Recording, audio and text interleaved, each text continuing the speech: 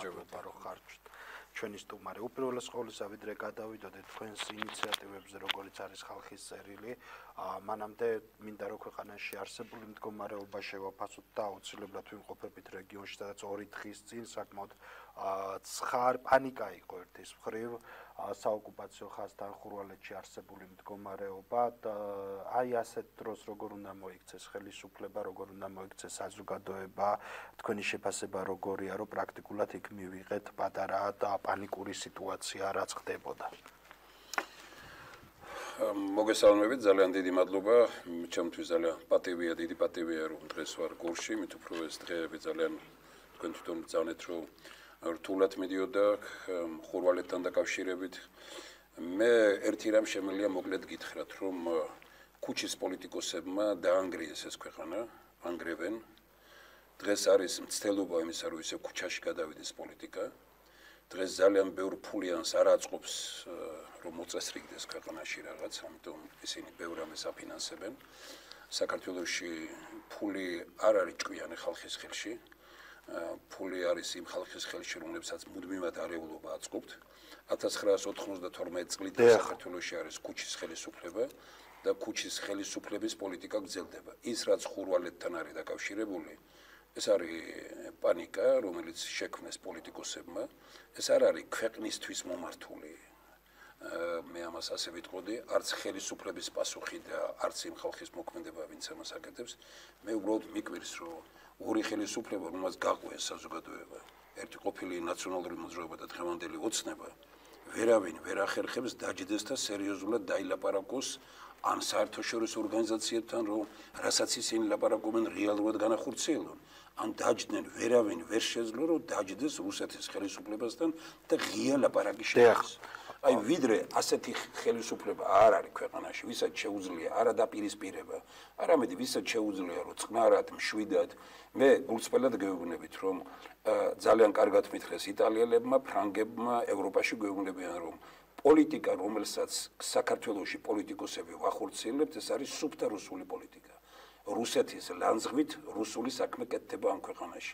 ეს ვერ გაიგეს, რომ რუსეთის ლანძღვა კი არ არის საჭირო, რუსეთთან დაჯდომაა საჭირო და აჩვენოთ ელმსელ მსოფლიოს, რა გვინდა ჩვენ და რა უნდა მათ.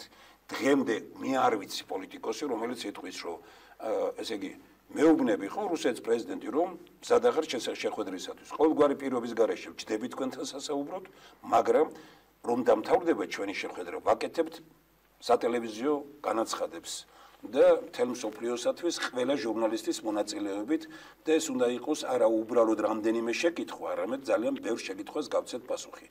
რუსეთს აწყობს ის, როგორადაც იქცევიან საქართველოს ხელისუფლებები. რუსეთს არ აწყობს მასთან დაჯდომა, დალაპარაკება.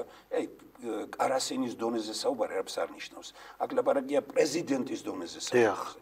არ აწყობს, იმიტომ რომ მან იცის, რომ ამ საუბრით მისთვის სასარგებლო ბევრი რამ არ იქნება და მსოფლიო გაცილებით მხარდამჭერი გახდება საქართველოსი.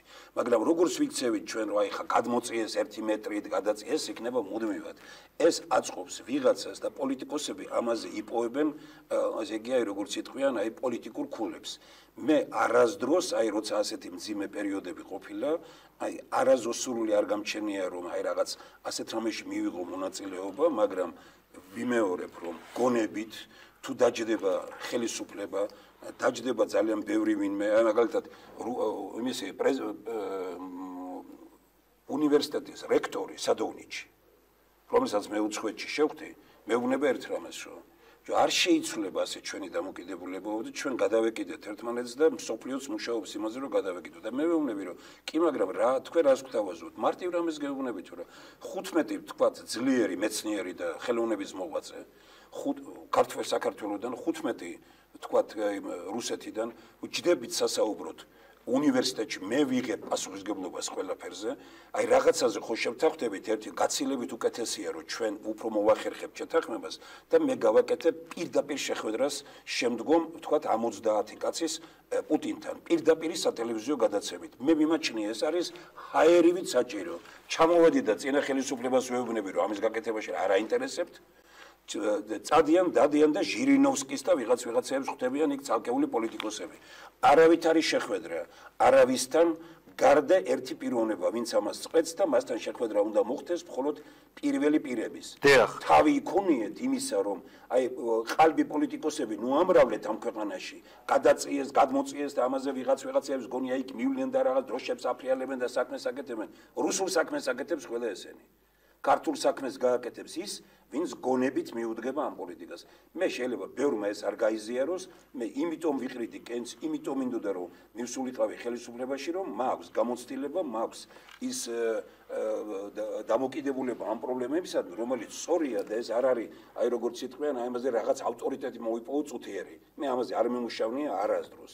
იმერეთი იყო პირველი და ებავასულე, მიერეთი იყო პირველი და ქუთაისი იყო პირველი.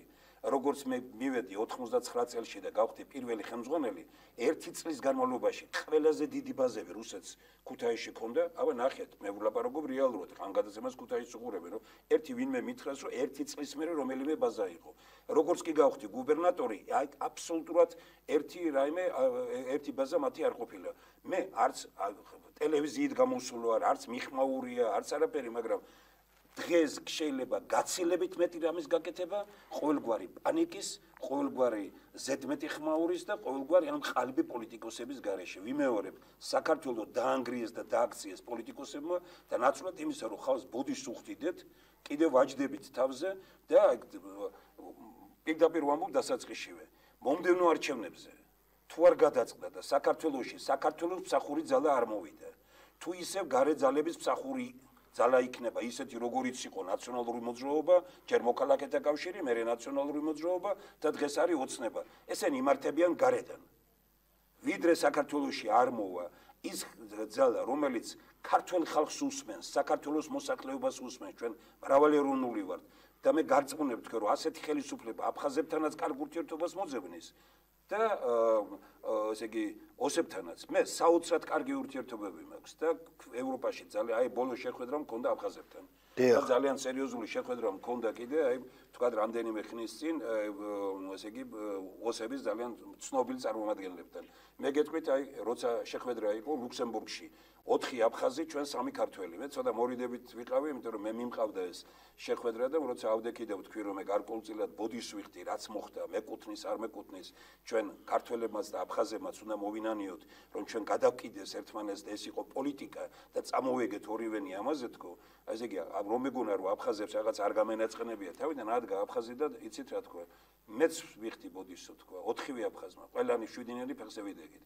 და აი რამაც გამოუცა ერთმა აფხაზმა თქვა რომ ჩვენ ვართ ბედნიერები რომ დადასტურდა რომ ჟიული შატავა აფხაზს არ მოუკლავს თქვენ წარმოგიდგენიათ რამხელა რაიმე მოხდა მე შემიძლია რომ აი რამდენიმე პიროვნება გითხრათ როცა დიდი შეხვედრა იყო აფხაზებთან ყველა რაზეც გვინდოდა ჩვენ მართალია ეს მაგიდასთან იყო რაღაცა მაგრამ ხელი ააწევინეს და მე მქონდა შეხვედრა ძალიან ცნობილი და ამ შეხვედრაზე იყო ესე იგი 40-მდე ოსი იყო და მე ვიყავი ერთი ქართველი ეს ვლადიკავკაში ხდება ერთ ჩემი მეგობრის მამის 100 წლის თავი იყო და მე ვაგზელებ ამ ურთიერთობებს და მე ვთვლი რომ ოსები არიან ჩვენი ძმები და ჩვენ ვართ მათი ძმები და ოსებს უფრო დიდი მეგობარი ვიდრე ქართველი არ ყავს და ქართველებსაც ისეთი როგორიც არის ოსები არ ყავთ მაგრამ ამას უნდა გაცნობიერება აი ამას უნდა სწორი დამოკიდებულება აი ამ შეხვედრაზე მე ძალიან ერთ-ერთმა პიროვნებამ თქვა რომ აი ოსმა ძალიან ცნობილმა პიროვნებამ თქვა ასეთი რამ ოსი რომელსაც გონია რომ ქართველების გარეშე ჩვენ რაიმეს მივაღწევთ ის 21 საუკუნეში არ ცხოვრობს მე ამ შეხვედრას ერთ-ერთმა პრეზიდენტმა აი ოსეთისთან აიღო სიტყვა და თქვა რომ თქვენო გონიათო რომ აი ჩვენო უპირისპირდებით ამას და ჩამოთვალა სამი რამ აი რომლის გამოც და დააგვერდით თქვენ აი რა მნიშვნელოვანი რამე თქვა მან პირველი ჩვენ კი არ ვცილდებითო ომმა არ დაგვაცილა იმდენად რაც ომის შემდგომ ვცილდებითო და დაიწყურით თქვენ კანონები მიიღეთ საქართველოში ისეთია ეს პიროვნება ამბობს ოსიკაცი რომ ჩვენ ამას მიწის გაყიდვა ერთსქესიანთა ისინი და კანონები ეკლესიისადმი დამოკიდებულება ამას როგორ შეიძლება იმ სახელმწიფოსთან საერთოდ ურთიერთობაში ვიყოთ რომელმაც ეს კანონები მიიღო მერე აიღო და თქვა აი ჩვენ მაგიდასთან ვზივართო როგორ დაინიშნა ჩვენთან თამადაო თქვი ყველაზე უფროს უთხარით შენ იქნები თამადა იმან თქვა უარი და ნუ თქვათ აი ვლადიკავკაში რომ პრეზიდენტი ზის აი ამაზე თქვა რომ მას თხოვა და ეს იყო პრეზიდენტი ისა თამადა და უთხრა როგორ მოხდაო საქართველოში რა ხდება 40 წელს გადაცილებული ადამიანი არ გვინდაო ჩვენთან ყველაფერს მართავენ ეს უფროსი თაობის წარმომადგენლები და საქართველოში ამას ამბობენ მე მოიყვანა მაგალითი ერთი რომ მე და ხაჩორს ქართულად დაილაპარაკა და თქვა რომ მე გურამ ფანჯიგიძეს ვიცნობო გურამ ფანჯიგიძის ქალიშვილი გამოდის და ამბობს რომ რა ბედნიერება საქართველოში რუსული ლაპარაკი არ იციანო ესე იგი ამით ურთიერთობით იმათ თქვა ჩვენ რა ენაზე ვილაპარაკებთ ერთმანეთთან მოკლე პერიოდში ქართულად ლაპარაკობდით ვინც იქ ვიყავით მაგრამ ეხლა ქართული დაგვავიწყდა თქვენ ოსურად არ ლაპარაკობდით ესე იგი ეხლა თქვენ ამბობთ იმას რომ რუსულად არ ვლაპარაკობთ კარგია აი რომელი ენაზე დავილაპარაკებთო ამ ესეთი და კიდე ასეთი მაგალითები რომ მოიყვანა მე იძულებული ვიყავი რომ თავი კი არ მემართლებინა მე თქვა და ბოლოს ადამიანური საუბარი შედგა და ითქვა ერთი რამ რომ ჩვენ ასეთი პირდაპირი შეხვედრები გაცილებით უფრო სასიკეთო და იმის მომტანია იმის თქვა აი სიკეთის მომტანი არისო მე ვხედავ აი ეგერ თქვა ეხლა ძალიან ბევრჯერ მქონია როგორ ბევრი სასიკეთო რამე გაუკეთებია ბატონ გოჩა ძასოხოს დიდი ქართველია და დიდი ოსია მე ასეც ვიცნობ ძალიან ბევრს მე პეტერბურგში ვსწავლობდი და განაცხენებულია ძალიან ბევრი აქეთ გერგიევზე მაგრამ ნახეთ ეხლა როგორი სიტყვა თქვა გერგიევმა კავკასიაში უნდათ ომი ეს ომი აწყობს ამერიკასაც აწყობს რუსეთსაც იმიტომ რომ სადმე ომი თუ არ მიდის ამერიკა და რუსეთი ვიგერახს ვერ ყიდის რეალობა ეგ არის დამთავრდა ეხლა ყველა ომები და აი ეს კარგად თქვა ესეთი რამ რომ ეხლა კავკასიაში უნდათ ომის შემოგდება ან უკრაინაში ან კავკასიაში დავიღუპებით მეც ვეუბნები დავიღუპებით ჩვენ ყველა ვეკაჩება ომისკენ რადგან ამით დაიწყეთ თქვენ სხვათა შორის ხალხის წერილში ამაზეა მინიშნებული აი მეტი კი არაფერზეა ხალხის წერილი გამოქვეყნდა გაზეთში არის საიტებზე დღეს მე მექნება შეხვედრა 5 საათზე საზოგადოებრივი აქტივობის ცენტრია მე მგონი იერუშალაიმის ქუჩა ყოფილა და ამბობენ რომ ჭავჭავაძის გამზირზე რომ ავერსის აფთიაქია იმის უკან არის ეს მე იქ ამ დოკუმენტებსაც მევიტან რომელიც მოვიტანი აქ თქვენთან დავარიგებ შევხვდები ვისაც კითხვა აქვს ვისაც რამე აქვს მზადა ვარ ამ იმაზე დავილაპარაკო მაგრამ საქართველოში პოლიტიკაში უნდა დაბრუნდეს გონება საქართველოში პოლიტიკაში არის აგრესია არის ემოცია არის ესე იგი სოციალური დემაგოგია არის ყალბი ეროვნული პათოსი დემოკრატიის თამაში არის ელიტარული კორუფცია მე დღეს გეტყვით თქვენ იმას რომ აი 20-ში 4 საათზე მე მექნება გადაცემა ეს იქნება Facebook-ით თეიმურა შაშიაშვილი ამ Facebook-ზე ყველა შეუძლია ნახოს აი სადაც მე 97 წლიდან რო ვწერ რომ ესე დედამიწის ზურგზე მამაპაპისეულს გარდა არაფერი გამაჩნია და თუ ვინმე მოძებნი სადმე ჩუქნი კი მაგრამ დაწყებული სამხედრო მინისტრი ვინც იყო მაშინ როდესაც აქ ომი მოხდა გახსოვთ ვინც იყო სამხედრო მინისტრი კეზერაშვილი ბატონო მილიარდერი გახდა ვინ იყო კარისკაცი იყო სააკაშვილის ხო მილიარდერი გახდა რაშია ხო უნდა ვიფიქროთ რაშია ყველაზე დიდი ფული საქართველოში მოვიდა სამხედრო სისტემაში ყველა სამხედრო მინისტრი მილიარდერია ყველა სამხედრო მინისტრი მილიარდერია ყველა სამხედრო მინისტრი აქაურის თქვენ როგორ გონიათ მე არ ვარ ბატონი ოქროაშვილის აემისისა მაგრამ ძალიან კარგად იციან რომ რა ფული მოდის ჯარში და როგორ ნაწილდებოდა ეს და როგორ მიდიოდა ბევრი უკან და მე მზადა ვარ მოვიდა დავჯდე მასთან ერთად სასაუბრო და ბევრი რამ აქვს კიდე სხვა რამეც სათქმელი და რაც სათქმელია უთხრათ ერთმანეთს პირდაპირ ვამბობ და გამოკვეთილად რომ ყველა პრემიერ-მინისტრი სააკაშვილის არის ბანკირი არიან მილიონერები და მილიარდერები წარმოება არავის არ შეუქმნია რომ რაღაცა გამოვიდეს არაფერს არ შეუქმნია ყველა სამხედრო მინისტრი არის მილიონერი და მილიარდერი ცხოვრობენ კარგად დადიან დაცვებით დადიან მანქანებით აქვს საუკეთესო პირობები ვიმეორებ არც მანქანა მაქვს არც სახლი მაქვს თბილისში და დედამიწის ზურგზე მამაპაპისეულის გარდა არაფერი გამაჩნია ერთი ოქროაშვილით დაწყებული ვინმე მითხრას რომელიც ჰქონდა ჩემზე დიდი თანამდებობა არავის გუბერნატორი ვიყავი და ყველამ ფული იშავა მათ შორის ოქროაშვილმაც ფული იშოვეს ჭიათურა ზესტაფონში ოქროაშვილმა როგორ იშოვა 130 მილიონი ღირდა 130 მილიონის ის რასაც ქვიოდა მარგანეცი სანაგვეზე გადაყრილად მოაწერინა ხელი სააკაშვილმა 130 მილიონის თქვენ იცით რომ ხალხი ეძებდა ქუჩაში ამას ხო ეს ძირი გამოუღეს ყველაფერს და ბაზრები და ისინი რომ სადაც ეძებენ საბჭოთა კავშირის დროს ის რაც იყრებოდა ეს აღმოჩნდა ამ ბოლო პერიოდში იმით რომ აღმოჩნდა ამას ქვია მეორადი ნედლეული აი ამით ამ 130 მილიონის ქონებას ოფიციალურად მოაწერა ხელი და ვის მიცა ეს მიცა რამდენიმე პიროვნებას, რომლებსაც მე ვებრძოდი იქ და რომლებსაც უჩივლე და $1.5 მილიონ მოუგე სააკაშვილისა და შევარდნაძის ოჯახების ერთობლივი ფირმებს მოუგე $1.5 მილიონ ამ სილიკომანგანუმის გამო რომელიც მე რომ მოვიდა სააკაშვილი იმ წუთშივე შეცვალეს ეს მაგას ამ საკითხებზე ვილაპარაკებ აი როცა იქნება დღეს არ მინდა ხა თემიდან გადავიდე და რაღაც თქვა მაგრამ მე წინააღმდეგი კი არ ვარ მე ვამბობ გულახდილად და გულწრფელად რომ საქართველოში აი სწორედ ამ პანიკით ამ ქუჩის პოლიტიკით ამ აგრესიით იშოვა ყველა ფული მე არავისთან არავითარი ურთიერთობა არ მინდა რომელიც რითაც მივიდა სახელმწიფო სამსახურში თუ იგივე არ აქვს ქონება არავისთან სალაპარაკოდ მე არავის არ ურჩევდი რომ ესეთი პიროვნებები არჩიათ შემდგომში და ვიმეორებ თუ მომდევნო არჩევნების დროს ან ნაციონალურ მოძრაობას ან ოცნებას ვინმე დაუჭერს კიდე მხარს ის ებრძვის საქართველოს და არა ვთქვათ არ შეიძლება ქვეყანა ასე გაიყოს მუდმივად გახსოვთ როგორ იყო შევარდნაძე თუ აბაშიძე ეს არის დაგეგმილი გარედან ორ ურთიერთ ვითომ სხვა არავინ არ არის აი ამიტომ ოღონდ აბაშიძე არ ავირჩიოთ და შევარდნაძეს ვირჩევდით მერე სააკაშვილი თუ შევარდნაძე ოღონდ შევარდნაძე გაუშვათ და სააკაშვილი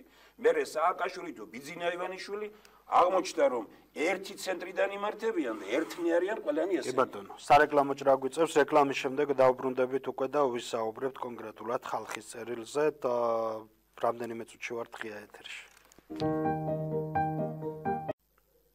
დავბრუნდით ღია ეთერში ჩვენი სტუმარია თეთრების ლიდერი თემურ შაშიაშვილი. ბატონო თემურ ვიდრე გადავიდოდით ამ საკითხზე თქვენ ახსენეთ მაგალითად იგივე რომ უნდა დაელაპარაკოს საქართველოს ხელისუფლება და პირველი პირები რუსეთის პირდაპირ დიალოგი უნდა გქონდეს მაგრამ მეორეს მხრივ რამდენად არის რუსეთი მზად რომ რაც უნდა უთხრათ რომ წამოვიდეს ამის დიალოგისკენ და შედეგი რა ექნება თუ მაგალითად მნიშვნელოვანია ასევე ის განწყობები რაც ირიბად გვესმის ხო ჩვენ რომ ნატოსკენ სწრაფვა საფრთხეს უქმნის პანიკურ სიტუაციაში აგდებს რუსეთს და შესაძლებელია თუ არა რომ ვაჭრობისთვის გამოიყენოს ეს საკითხი და მეორეც არაერთი შემთხვევა ყოფილა ისტორიის მანძილზე, როდესაც რუსეთს გარკვეული შეთანხმებაც მიგვეღწევია და შემდეგ ეს შეთანხმებიდან ასე ვთქვათ გადაუხვევიათ მათ ისტორიულად. ისტორიულად ვთქვათ, რასაც ჩვენ ვლაპარაკობთ რუსეთს, მისი მეზობელი სახელმწიფოები ამერიკაზე ლაპარაკობენ. ინგლისზე ლაპარაკობენ გერმანიაში. მეზობლებს ყოველთვის დაძაბული ურთიერთობა აქვს და ორი მეზობელი ძალიან ცოტაა, რომლებსაც ერთმანეთთან კარგი ურთიერთობა აქვს. ჩვენ უნდა ამოვიდეთ რეალობიდან. ჩვენ რეალობიდან რო არ ამოვდივართ, თუნდაც ის ფაქტია, რომ წყნარად გადაგვიყვანეს უბრალოდ საპარლამენტო რესპუბლიკაზე, მაშინ როდესაც თურქეთსა და აზერბაიჯანში ძლიერი პრეზიდენტებია. და სომხეთიც კი ვთქვათ ამ მიმართულებით მიდის რაღაც ამაზე. ანუ ჩვენთან ვეღარ გაიგებ უკვე ვინ არის პასუხისმგებელი პირი და სახში ზის კაცი და ის მართავს თელ ქვეყანას. მე მაგალითად შეურაცხყოფილი ვარ, როცა მეუბნებიან რომ იყო ერთი პიროვნება, ნუ კაზაკა სააკაშვილი და იმას რაღაც 1000-ტანი ეპიტეტებით ამბობენ და აი ესე იგი მუშტით და იმით გმართავდათ და მოვიდა კაცი და გიყიდათ. ესე იგი იმითაც შეურაცხყოფილი ვარ რომ ვიღაცა მუშტით მართავდა მე ამას არ ვეგვებოდი და იმითაც შეურაცხყოფილი ვარ რომ ვიღაცა გვიყიდა. მე არ ვიყიდები. ყველა პოლიტიკური პარტია, რომელსაც ივანიშვილმა ფული მიცა, ან ყველა პოლიტიკური პარტია, რომელსაც სააკაშვილმა ფული მიცა, არ რომლებიც ირგვლივ არიან, ესენი არიან ფულზე ორიენტირებული და მეტი არაფერი. ხა რომ დაუბრუნდე ამ რუსეთთან ჩვენ სხვა გამოსავალს ვერ ვხედავ. როდესაც პირადად ჯდების ამერიკელებთან სასაუბროთ, პირდაპირ გეუბნებიან, ხალხო, თქვენი ისტორია, რასაც გეუბნებათ, აკეთეთ ისე. ჩვენი მეფეები ომის წინ ყველა მტერთან სასაუბროთ ჯდებოდნენ. როგორ აი ყველა ომი რომელიც კი მსოფლიოში აი მსოფლიო ისტორიამ რა ომებიც იცის 80%-ში ომის წინ მეფეები თუ ვინც იყვნენ სარდლები ერთმანეთთან ჯდებოდნენ და ლაპარაკობდნენ ეს არის მსოფლიო გამოცდილება ეს არის საქართველოს გამოცდილება საქართველოს უბედურება რა არის დავით აღმაშენებელი მამაცაშვილების გაზრდელია ქართლიდან დიახ ესე იგი დავით აღმაშენებელი კარგად ვერ ისწავლა საქართველოს დავით აღმაშენებელმა გეოგრაფია აქცია პოლიტიკად. ანუ ამ გეოგრაფიით გადაარჩინა ევროპაც. ევროპული ცივილიზაცია გადაარჩინა დავით აღმაშენებელმა დიდგორის ომით. ჩვენთან რა მოხდა? ანუ დავით აღმაშენებელი მაშინ ჯვაროსნულობშიც კი ჩაერთო და არავის მხარეს არ დადგა, იყო ძალიან ძლიერად იდგა ამის იმაში. ეხლა წარმოიდგინეთ თუმცა ჯვაროსნულობში ჩაერთო უკვე მხარეს ნიშნავს. არა, მხარეს ნიშნავს, მაგრამ ეს სოფლიო პრობლემის იმაზე იდგა და არა ჯვაროსნული ომი არ იყო, ჯვაროსნული ომი ეხლა ისტორიაში ნუ შევალთ ერთ მხარე არ იყო ამ შემთხვევაში მე ამას მინდა ვთქვა, ამაზე მინდა ვთქვა, მაგრამ ეხლა რეალურად დავუბრუნდი ამის იმას და დავით აღმაშენებელმა შეძლო როგორც გითხარით გეოგრაფია, პოლიტიკა, ტექსტი. ჩვენთან რა მოხდა? იყო ერთი პერიოდი და რუსეთი, გავაღიზიანეთ ამერიკა, ეხლა არის ამერიკა და ვაღიზიანებთ რუსეთს. აი, როგორც კი ჩვენ ვამბობთ, რომ ნატო არ გვინდა, იმ წუთშივე ღიზიანდება ამერიკა, როგორც კი ვამბობთ, რომ ნატო გვინდა, იმ წუთშივე ღიზიანდება რუსეთი. არ არის პოლიტიკა. აი როგორ შეიძლება პოლიტიკის მიხედვით აი განსაზღვროთ ისე რომ მაგალითად შევინარჩუნოთ ნატოს დასავლეთის კეთილგანწყობაც და მნიშვნელოვანია რაც ვარსებობ პოლიტიკაში დიდი ხანია მას შემდგომ ჩემთვის მიმზიდველი არის შვეიცარია შვეიცარული მოდელი შვეიცარია არც ევროკავშირის წევრია და არც ნატოს წევრია და ძალიან ბევრი ქვეყანა ასეთი, მაგრამ შვეიცარია არის მსოფლიოში ყველაზე წარმატებული ქვეყანა დღეს. სადაც ეხვეწებიან ერთმანეთს, არა შენიყავი პრეზიდენტი და არა შენო 7 კაცია, მე რო გავეცანი და ვნახე არჩევნები ტარდება პოსტით, არავის არ აინტერესებს, იქ ხელისუფლებაში მისვლა არავის არ უნდა, ცხოვრობს ხალხი, ნუ აი ეს არის ნამდვილი ცხოვრება. შეხლა ვინმე მეტყვის რომ ჩვენი მეზობლები, ნუ ვლანძღავთ ამ მეზობლებს, ჩვენთანაც შეიძლება ასეთ რამის გაკეთება. ვიმეორებ, ყველაზე ადვილია რა, ლანძღო ამერიკა. და იყო რუსეთთან, ან რაც ლანძღო რუსეთი და იყო ამერიკასთან. ეს არ არის პოლიტიკა. ეს არის გარედან თავს მოხვეული. ჩვენ დღეს თქვენ თუ წაგიკითხავთ, სადმე მე მომეცით, აი ეგერ არის ერთადერთი წიგნი, სადაც წერია რას ნიშნავს ქართული ინტერესი. და ამასაც ძალიან ცოტა ვინმე კითხულობს. ეხლა ჩვენ გადავეცით ეს, მე დღეს ბევრ ამ წიგნს დავარიგებ, როცა 5 საათზე იქნება იქ და აი მეორე კიდე გელათში მიღებულ პროგრამას. ჩვენი პოზიცია ამაშია ჩადებული. ჩვენ ვამბობთ ძალიან ლაკონურად და ძალიან მარტივად იმის თაობაზე, რომ აი ვთქვათ, აი როგორ შეიძლება ვთქვათ, აი ჩვენ ლაპარაკობთ, უნდა დაიწეროს ქართული ინტერესი, რას ნიშნავს? კი, ჩვენ დავწერეთ, მაგრამ ჩვენ არ ვამბობთ, რომ ამას გარდა არაფერი არ არის. სხვათა შორის თქვენი მე ერთხელ მთხოვეს თქვენება თბილისში რო არის და მე მიმყავდა გადაცემა თქვენს ტელევიზიაში, რომელსაც ქართული ინტერესი. მე ყველას ვეუბნები, რომ ბატონებო, ხელისუფლებაში რო ხართ, დაწერეთ რა, რას ნიშნავს ქართული ინტერესი, ჩამოაყალიბეთ, რომ თელმა საქართველოს დაგიჭიროთ ხარი. და მე უნდა უთხრათ, აი ამერიკას, აი ეს არის ქართული ინტერესი. უნდა უთხრათ რუსეთს, უნდა უთხრათ ევროპას, უნდა უთხრათ თურქეთს, უნდა უთხრათ ყველას. ეს არის ქართული ინტერესი. არის საკითხები, სადაც ჩვენ ყველანი ვემთხვევით ერთმანეთს. ამერიკის, რუსეთის და ყველას ინტერესი ემთხვევა. არის 4-5 ასეთი საკითხი, რომელშიც ემთხვევა ერთმანეთს ჩვენი ინტერესი. და ამიტომ დავიწყოთ იქიდან, სადაც ემთხვევა ერთმანეთს ჩვენი ინტერესი, თქვენიც, ამერიკის და ყველას ინტერესი. აბსოლუტურად ჩხუბზე ვართ გადასული. როგორც აწყობს რუსეთს, ან როგორც აწყობს ამერიკას. ერთიც და მეორეც უნდა დამთავრდეს ერთის და მეორის გაპეტიშებას. ერთი პოლიტიკური ძალა აპეტიშებს რუსეთს, მეორე აპეტიშებს იმას ამერიკას. სინამდვილეში უნდა გითხრათ, რომ ვინც ამერიკას გაიძახის, ყველა რუსულ საქმეს აკეთებს. აბსოლუტურად ყველა. და ვინც რუსეთს გაიძახის, ამერიკულ საქმეს აკეთებს. რა თქმა უნდა, ნუ არა, რუსეთს რო გაიძახის, ისიც რუსულ საქმეს აკეთებს, მაგრამ ვინც ამერიკას რო გაიძახის, ისინი აკეთებენ, იმიტომ რომ რუსეთს აძლევენ თავისუფალი მოქმედების საშუალებას. სააკაშვილმა ისეთ შეცდომები დაუშვა ამ რუსეთთან ურთიერთობაში. ჯერ აიყო და თქვა პუტინი თვალებში რო ჩავხედე და ეს არის და რაღაცა და ასე შემდგომ სისულელეები იყო რაც ილაპარაკა. მე ჯერ იყო და ჟირინოვსკისთან ჯდებოდა, მუდმივად სასწაულად მე მეცინებოდა და ერთხელ უთხარი კიდევაც რომ მინისტრი იყო იმპერატორი, რა საკენ გაგავს ჟირინოვსკისთან. როგორ შეიძლება თავმოყვარე ადამიანი დაჯდეს ჟირინოვსკისთან. აქეთ იყო და ქართული ჟირინოვსკებთან მეგობრობენ, იქ არიან და ქართული ჟირინოვსკებიც ბევრი არიან, იქეთ არიან და ჟირინოვსკისთან მეგობრობენ. მე ვეუბნები რომ ჩვენ მოდით ერთი წავიდეთ უცხოეთში, დავჯდეთ ერთი 5-6 ამერიკელი, ვინც განსაზღვროს პოლიტიკას, მაშინ ეს კისინჯერი და ესენი დავჯდეთ, დავილაპარაკოთ და რასაც პირად საუბარში ტელევიზიის გარეშე ვირჩევენ, გამოვიდეთ და იქ ის გავაკეთოთ მეთქი. პირად საუბარში სრულიად სხვას გვირჩევენ, ისინი თანაც გვეუბნებიან, რომ ჩვენ ხმამაღლა ამის თქმა არ შეგვიძლია, იმოქმედეთ ასე, მაგრამ ჩვენთან პოლიტიკოსები ხალხი რომ მოატყვა, ეხლა ძალიან ადვილია. მე რასაც საუბრობ, შეიძლება ბევრი მხარე არ დამიჭიროს, მაგრამ ხვალ თუ მივალ და დავდგები, ეს როგორ გაბედეთ, აქეთ როგორ გადმოწიეთ, ესეთი რაღაცა იტყვენ. აუ, თემურ შაშიაშვილი რა გაბედული ყოფილა, ვაქცევთ ამ ქვეყანას. აი ასე ამ თუმცა ხო არის ბატონო თემურ გასაპროტესტებელი, როდესაც ეს ოკუპაცია მოიწევს და სახელმწიფო დონეზე არანაირი ბერკეტი არ გაბაჭირდა რომ შევაჩეროთ. ერთი რამე მინდა გითხრათ ბატონო, ერთი რამე. საერთოდ ინტელიგენცია მოკლეს ამ ქვეყანაში და ინტელიგენტებიც კლავენ საკუთარ თავს. ინტელიგენცია იყიდეს ფულით თუ რაღაც იმით ყველგან გაჩუმებულია. ინტელიგენტი ვინ არის? არ შეიძლება ასე გაჩერებული იყოს ან ახალგაზრდობა, როცა ხედავენ სიტუაციას ქვეყანაში, არ შეიძლება ასე გაჩერებული იყოს მასწავლებელიც, არ შეიძლება თქვათ კიდე ერთხელ ვიმეორებ, მე ვამბობდი და დღესაც ვიმეორებ, რომ მასწავლებლის ხელფასი ერთი ლარით მეტი უნდა იყოს, ვიდრე მინისტრის ხელფასია. საქართველოში მასწავლებლებს და პროფესორებს როგორც ექცევიან, გორი არის ინტელიგენციის ქალაქი, გორს ყავს ძლიერი სამეცნიერო ინტელიგენცია. სამეცნიერო ინტელიგენცია საერთოდ პოლიტიკოსებმა გაწეს გვერდზე, ამას დაეთანხმა ეს ინტელიგენცია სამწუხაროდ, მე რატომ საუბარი საერთკენ მიყავს. გაპროტესტება რაც არის, ეს უნდა გაპროტესტდეს მეცნიერების, ინტელიგენციის, ყველას დონეზე, არა ქუჩაში, არა დროშით. მე გარწმუნებ თქვენ რომ გაცილებით მეც ნიშნავს, რომ თქვა შეიკრიბოს მეცნიერებათა აკადემია, მაგრამ მეცნიერებათა აკადემია ახლა იტყვით რატო არ იკრიბება? არ იკრიბება იმიტომ, რომ პოლიტიკოსებმა აიღეს ქუჩისკენ მიყავთ პოლიტიკა. იქ საზღვართან, იქ ამის ისინი და ყველაფერი და მე ვეუბნები, მე როგორც პოლიტიკოსი, მე ვთქვათ აი ესეთი მძიმე რამე როცა იქნება, მივარ არა საზღვართან, არამედ მივალ მე რო ვიყო დღეს პრეზიდენტი, მე რო ვიყო პრემიერ-მინისტრი, მივალ და ვიტყვი რომ პირდაპირ სატელევიზიო გადაცემა ვჯდები მეცნიერებათა აკადემიაში. მირჩიეთ რა მეცნიერებმა, რა გავაკეთე, ყველაზე დიდი პროტესტიც იქნება და ყველაზე სწორი პოლიტიკაც იქნება, ვიდრე საქართველოში ინტელიგენციის, ანუ ექიმის, მასწავლებლის, სპორტსმენის, ვთქვათ იგივე ისინი ვთქვათ მეცნიერის როლი არ დაბრუნდება ისეთი როგორიც უნდა იყოს და ვიდრე პოლიტიკოსებს გვიჭირავთ ყველაფერი ხელში.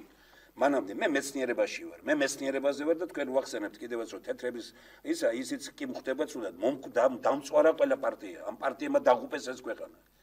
დღეს განათლებული ადამიანების დროა, დღეს მოაზროვნე ადამიანების დროა, სავსეა ქვეყანა ასეთი ხალხით. მეცნიერებაში მე გორში ვიცნობ ადამიანებს, აი კიდე ერთხელ ვიმეორებ, აი გორზე შეყვარებული კერეზე მეცნიერებაში არიან, მე მათთან დიდი კონტაქტები მაქვს. ესენი აი ნაბიჯს არ გადადგამენ, რომ აი თქვა რომ რაც გორისთვის არ იქნება კარგი. მაგრამ ვისა აქვს აი ამის ის მე არ ვარ კაცმა თქვა, თქვენ პოლიტიკოსმა თქვა, რომ სტალინის ზეგლი რო ჩამოვაგდეთ, მე არა ვარ სტალინელი, მაგრამ მთელი მსოფლიო პატივსებს გქონდა, ჩერჩილმა რას თქვა, მაგრამ კიდე ერთხელ ვიმეორებ, რომ სტალინი იყო ჩვენ გვინდა, არ გვინდა მსოფლიო ფიგურა. ხომ აი ეხლა დღეს მთელი მსოფლიო მასე ამერიკაში ჩავედი და ეს 20 წიგნი ვნახე სტალინზე გამოცემული, რომელსაც საქართველოში სარდაზე არა ვარ ჩვენ და ფილმებია გადაღებული და ჩვენთან სტალინის ზეგლი ვნახე უცხოეთის ძალიან ბევრ ქვეყანაში. საქართველოში რო ჩამოიღეს, ეს ხო იცით როგორ ცინიკურად ჩამოიღეს, არა? ვინც ეს გააკეთა, მაგრამ ეს კი არ არის მთავარი კიდე.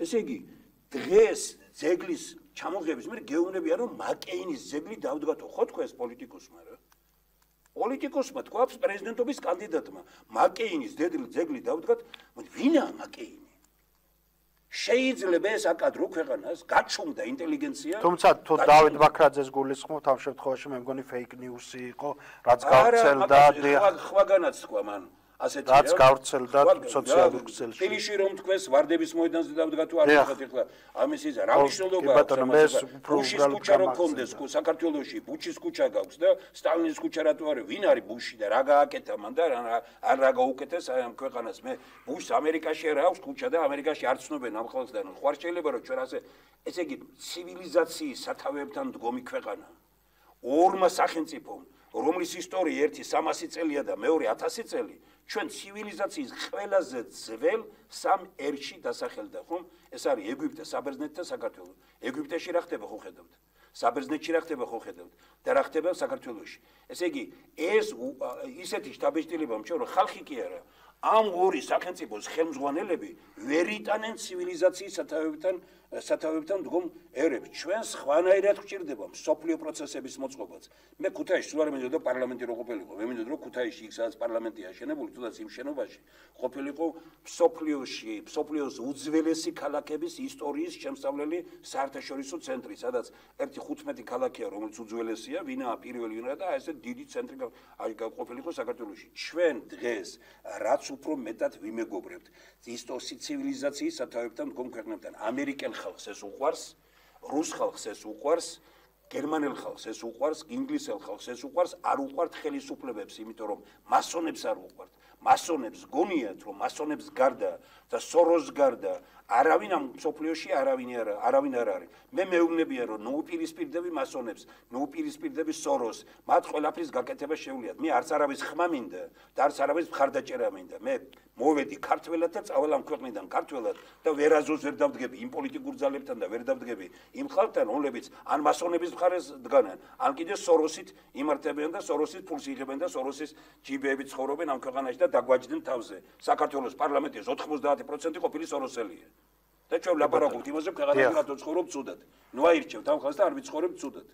აი მაგალითად გამოსავალი არსებული სიტუაცია და რაზეც თქვენ საუბრობთ, შესაძლებელია ბევრი საკამათო თემა იყოს, მაგრამ გამოსავალი როგორ გესახებათ, რაც დღეს არის ქვეყანაში, მათ შორის წინა ხელისუფლებიდან, დღევანდელმა ხელისუფლებამ გადმოიღო მართვის თითქმის შეუცვლელი სისტემა, მცირედი განსხვავებით შეგვიძლია ვთქვათ, მაგრამ თქვენთვის ორივე მართვის სისტემა მიუღებელია. გამოსავალს სად ხედავთ და ვისში ხედავთ ამ გამოსავალს? ესე იგი, შიშველი ხელები. დღეს სიკეთით და შიშველი ხელებით. სიკეთით გამარჯვება საქართველოში ან რევოლუციებით იმარჯვებენ, ან აგრესიით იმარჯვებენ, ან გინებით იმარჯვებენ, ან ლანძღვით იმარჯვებენ. სიკეთით გამარჯვება. ეს ორი წიგნი, აი რომელსაც აი დღეს 5 საათზე რომ მივალ იქ მივიტან ორთავეს, ეს ორი წიგნი არის სიკეთით გამარჯვება. აი მაგალითად აქ ნახავთ თქვენ ერთ რამეს. არის სახელმწიფო კაცების საგრებულო. გურამ დოჩანაშვილი ყავს ამ ქვეყანას. თამაზ გამყრელიძე ყავს, ნონა გაფრინდაშვილი ყავს. ესე იგი უძლიერესი აქ ვიცნობ ძალიან ბევრს და ჩვენ ვამბობთ რომ მოდით ხალხო სახელმწიფო კაცების საგრებულო, ანუ ეს ხალხი ვინც ცნობილი ადამიანი თელ მსოფლიოს გამოცდილება პატრიარქმა თქვა, რომ უნდა შეიქმნას ასეთი რამ და ყველაზე წარმატებული ქვეყნები ვინც არის იქ არის და ეს ხალხი რო შეიკრიბოს ერთად, მერაბ ბერძენიშვილს უნდა ამის გაკეთება, რეზო ჩხეიძეს, მე არ ვეშვები ამ იმას, აი ამაში წერია როგორ უნდა შეიქმნას. შეიძლება ქვეყნის პრეზიდენტი გახდე, მაგრამ სახელმწიფო კაცების საგრებულოში ვერ მოხდე. აი ამაში არის მეორე პროექტი ამ წიგნში. როგორ უნდა ეხლა არჩევნები ხო იქნება 2000 წელს, თქვენ ხომ მეუბნებით გამოსავალი სად არის. არჩევნებზე ყველა პარტია წამოაყენებს თავის კანდიდატებს, მაგრამ ჩვენ ვეუბნებით რომ აი იყოს ერთი სია, რომელიც თვითონ ხალხმა შეადგინა. ეხლა მეტყვით როგორი შეადგინეს. ეს 2000 კაცს წერილი უნდა გაუგზავნოთ გორში და უნდა უთხრათ რომ ერთი თვის განმავლობაში სახლში გარეთ სადაც გინდა მეგობართან ახლობელთან ილაპარაკე და ხელი მოაწერე. ვინ არის გორში ის 10 კაცი, რომელსაც ავტორიტეტი აქვს. მე გარწმუნებ თქვენ რომ ვინც დღეს მოქმედი პოლიტიკოსი არც ერთი არ შევამსიაში. ეს სულიად მაგარ ხალხს მოძებნიან ისინი თვითონ გორელები. ეს ხალხი რო დაჯდება ერთად, მე არ ვინ ამ წიგნში წერია ეს სისტემა. ამ წიგნში არის კიდე ასეთი რამ.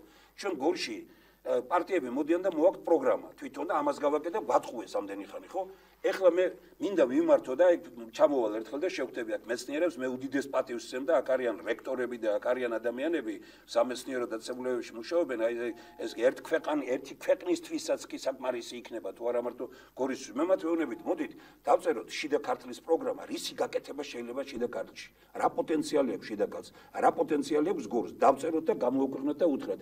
აქამდე როგორ აკეთებს კაცი სახლს ვაშენებს, მე პროექტს ვაძლევ და ვიქირავ მშენებელს, ხო?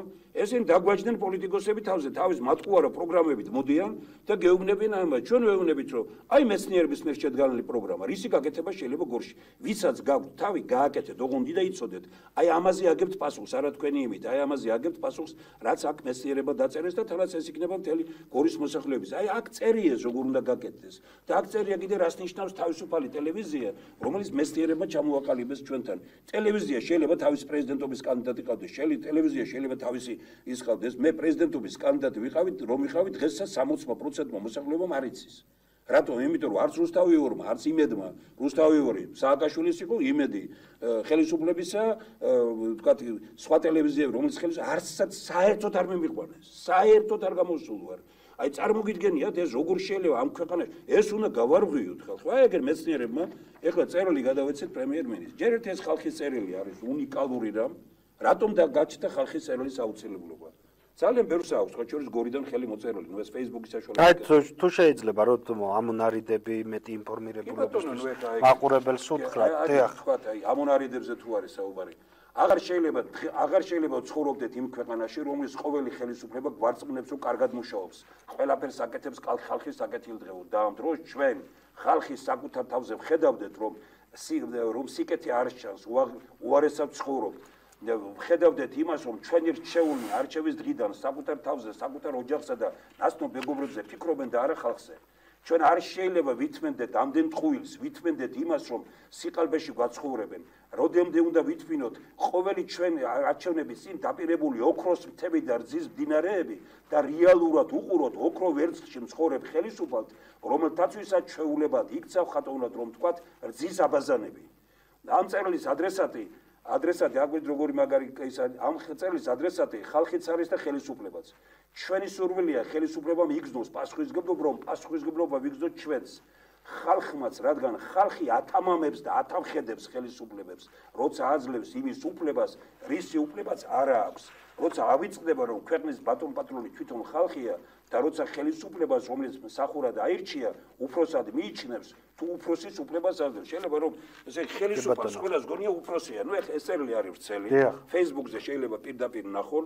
აი ამ იმას დღეს რო დავარიგებთ, აი ამაში შეტანილია კიდევაც ეს ხალხის წერილი, რატომ გაჩნდა ამის აუცილებლობა?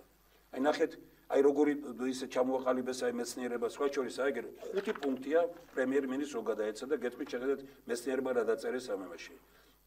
დიდი ანალიზი არ არის საჭირო და ზედაპირვეზევე დევს 5 მძიმე რამ, რაც დამოუკიდებლობის აღდგენის შემდგომ მოხდება ჩვენი ქვეყნის პოლიტიკურ ცხოვრებას. პირველი, ყოველი ხელისუფლება თავის თავარ მიღწევად მიიჩნევს იმას, რომ ჩამოაგდო ან დაამარცხა წინა და ხელისუფლებაში მოსვლის მოკლე პერიოდშივე თავად ვემსგავსება წინა ხელისუფლებას. მეორე, ხელისუფლებაში ყოფნის დროს ყველა იყო და არის თვითკმაყოფილი. მიაჩნია, რომ ყველაფერს აკეთებს ხალხისთვის, რეალურად კი, რაც დრო გადის, ღარიბი ღატაკდება, მდიდარი კიდევ უფრო მდიდრდება. მესამე, ოპოზიციაში გადასული ყოველი ხელისუფლება ბოროტდება, ივიწყებს ხალხს კარგად მორგებული სოციალური დემაგოგიით, ხალხს იყენებს არეულობებისა და ხელისუფლებაში მოსვლისთვის. მეოთხე, ყოველი ხელისუფლებას დესტრუქციულთან ბრძოლა ურჩევნია კონსტრუქციულთან თანამშრომლობას. ეს კი რევოლუციის და ხელისუფლებაში ქუჩის პოლიტიკოსების მოსვლის გზაა. მეხუთე, ყოველი ხელისუფლება ფიქრობს, რომ ხალხის უფროსია და არა მსახური. ხელისუფლებაში მოსვლისთანავე ივიწყებს, რომ ქვეყნის ბატონ-პატრონი ხალხია და არა ხელისუფლება. ნუ რაც წერლან ჩამოაყალიბა. ეს პრემიერ-მინისტრს გადაეცა ეს წერილი, და რაც ამას უსერიოზულესი მეცნიერები აწერენ ხელს. რა თქმა უნდა, შევიწროება მიდის, დღეს ჩვენ ვამბობთ, რომ მორალური ადამიანები, შეიქმნა კიდევაც ესეთი გუნდი, მორალური გუნდი, გზა ცივილიზებული სახელმწიფოსკენ, აი ეს მხარდამჭერი მორალური გუნდი შეიქმნა, ადამიანები, რომელსაც არ ეშინიათ, ავიწროებენ ბევრ რამეს, ზოგს Facebook-ზე რაღაც პრობლემები შეუქმნეს, რაღაც და ასე შემდგომ, მე რა თმინდა ეგერ დამიხურეს ყველა, ეგერ და ოთხშაბათს მექნება საუბარი, ყველა ანგარიში დამიხურეს, რომელიც არის და რატომ რა მოხდა, სააკაშვილი იყო და რა მაშინ რა იყო? დიახ, მიზეზი რა იყო ამ ანგარიშების დახურვის? სააკაშვილის ზოგ როგორ ხდებოდა? აი მე მოუგე $1.5 მილიონ, ხო? სააკაშვილი მოვიდა 20 იანვარს შედგა მისი ინაუგურაცია და 20 თებერვალს 2004 წლის 20 თებერვალს პირველი ჩემს წინააღმდეგ დაიწყოს და შეცვალა. მე რო არ ხმაურობ და ქუჩაში რო არ გამოდივარ, მე ვლაპარაკობ ლოგიკით, ხო? ასე იგი, შეცვალა ის კანონი, რომელთაც $1.5 იყო მოგებული. მე მისმავე ხალხმა, იგივე სოროსელებმა დაუწერეს, რომ შევარდნაძის დროს ყველაზე დიდი შეცდომა იყო პროკურორში შევიდა ესო და სააკაშვილის დროინდელი ყველაზე დიდი შეცდომა არის ის, რაც თემურ შაშიაშვილს გაუკეთესო, მაგრამ საქართველოში ეს 99% არ იცის. მე ამას შევეცდები, რომ ვილაპარაკო. რა მოხდა? $1.5 ხო მოიგია რა მე. ნაცვლად იმისა ის გააუქმეს, რომ მოვიდა სააკაშვილი, სასამართლო ჩაიდო ჯიბეში, გააუქმა ეს და ესე იგი $5,000 მე დამაკისრეს ვალდებულება, რომ აი იმისი რა ქვია ეს ბასა ბაჟის ფული მე უნდა გადავიხადო. როდესაც მე აქტივობას დავიწყებდი, დამადებდნენ ყადაღას, როდესაც თქვათ მეცნიერებაში ვიყავი და რაღაც, მაშინ მოხსნიდნენ ყადაღას, ნუ ესე იგი დააკვირდი და ესე 10 ჯერ მოხსნეს ყადაღა, 10 ჯერ დაადვეს ყადაღა. მე ვეუბნები, მომეცით დოკუმენტი, მე მოგიგეთ თქვენ ფულით, ბოლოში ეწერა, რომ ეს არ საჭირდება და არ განხილვას არ ექვემდებარება. ესე იგი მე მახდებინებ და დამიყადაღეს სახში როიალი, ჭაღები, იმიტომ რომ მე არაფერი არ გამაჩნია ჩემს ოჯახს, საერთოდ მამაპაპისეულს არს გარდა დედამიწის ზუგზე არაფერი არ გამაჩნია და რომ წავიკითხავ, ესე იგი 4 შაბათს იმას კითხულობ ხელწერილს, რომელსაც 97 წლიდან წერდა, ვამბობ, თუ ვინმე რა იმეს ნახავთ. სადმე ღამე გამითევია ან ჩემი ჩუქნით, ოღონ დაადასტურეთ, ეხლა ხელისუფლებაში არა ვარ, ეხლა ამას რა პრობლემაა ამის გაკეთება დღეს, ხომ? ვის შეუძლია დღეს აი ასეთი რამე ნაბიჯი რო გადადგას, ვიმეორებ, მე ამათ ეშინია წესიერი ადამიანების, ამათ არ ეშინია ესე იგი დისკრედიტებული ხალხის. ყველა ქალი ვინც ყავთ, მასე ჩანაწერები აქვს გაკეთებული და როცა უნდათ გამოუგდებენ. თუმცა ეს პირადი ცხოვრება და მეორე ერთი რამე მინდა გითხრათ. ხელშეუხებელია, დიახ. ბატონო ლადო. კი ბატონო. მე პირადი ცხოვრება ვიცი სახში. დიახ, სახში. ხელისუფლებაში როცა ხარ, როგორ სახში? სახშია ახლა ეს პარლამენტში არ არის და საჯაროდ არ არის. კაბინეტებში აქვს გადაღებული. კაბინეტ რაც ნახეთ და იმიტომ რაც გავცემდა, დიახ.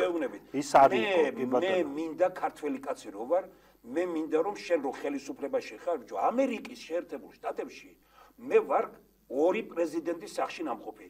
საღამოს დილის 10 საათიდან საღამოს 7 საათამდე შეგიძლია შეხვიდე, მაცივარი გახსნა, რას ჭამს, რას ვამს, მენიუ რა აქვს, საძინავს, რა არის. რა პრობლემა შემიქმენი აქ რა, შენ ხელისუფლებაში რომ მოხდი და ქუჩის კალი გახდი, ეს მე ღირსებას მართმევს. ესეთი რამე არ შეიძლება, მე არ უნდა მიდიოდეს ტელევიზიით. თორე ამას უშიშროება უნდა აკეთებდეს. რას უნდა აკეთებდეს ბატონო თემურ? უშიშროება უნდა აკეთებდეს იმას, რომ წესიერება და პატიოსნება იყოს ხელისუფლებაში. ამერიკის პრეზიდენტმა, რომელმაც ხელი დაადო ქალს თავის სახში ფეხზე.